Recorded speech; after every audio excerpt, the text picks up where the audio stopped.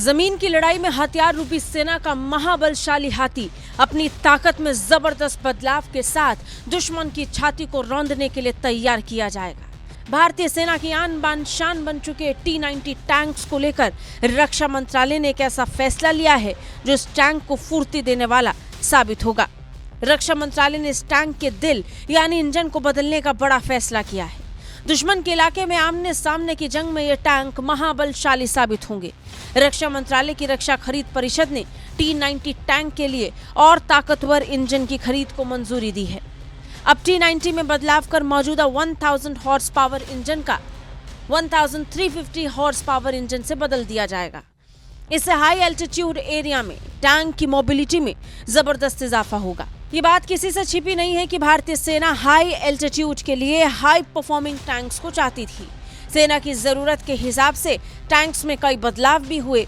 सबसे खास बात, टैंक्स को हल्का बनाया गया ताकि ये ऊंचे पहाड़ियों तक न सिर्फ पहुंचाए जा सकें बल्कि हाई परफॉर्म भी कर सके।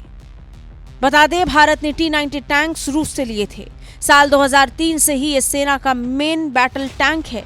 फिलहाल भारतीय सेना में टैंक्स की तादाद पर गौर करें तो इनकी संख्या 1000 से ज्यादा है। ये टैंक सिर्फ भारत पाकिस्तान की सीमा पर नहीं बल्कि चीन सीमा पर बड़ी तादाद में तैनात हैं। T-90 टैंक्स की खासियत का जिक्र करें तो इसकी मारक क्षमता 5 किलोमीटर तक की है। दिन रात और हर मौसम में ये सटीक फायर कर सकता है।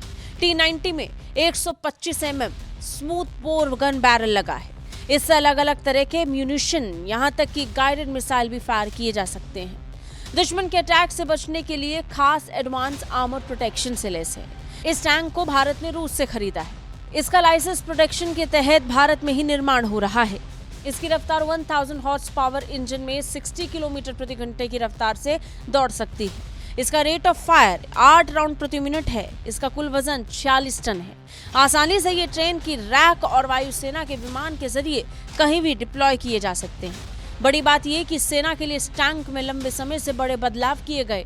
T-90 को फिर एक बार ओवरहॉल किया गया है। ओवरहॉल का मतलब सभी पार्ट्स को खोला जाना। सेना के पास अभी 1000 T-90 टैंक के करीब 39 यूनिट हैं। हर यूनिट में करीब 45 टैंक होते हैं। इसके अलावा 2000 के करीब T-72, 122 स्वदेशी MBT टैंक अर्जुन, 1100 के करीब बाकी दूसरे टैंक्स मौजूद हैं।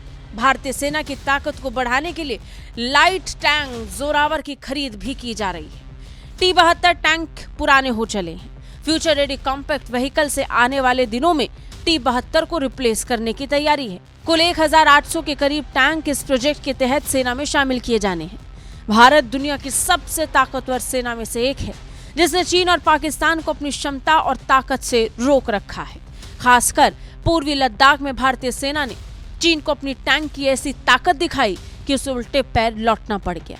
भारतीय सेना के T-72 और T-90 टैंक इस मामले में सबसे ऊपर रहे हैं, जिनकी ताकत को बढ़ाने के लिए ही रक्षा मंत्रालय ने यह फैसला किया कि इसमें ताकतवर इंजन लगाए जाएंगे। ब्यूरो रिपोर्ट, भारत तक।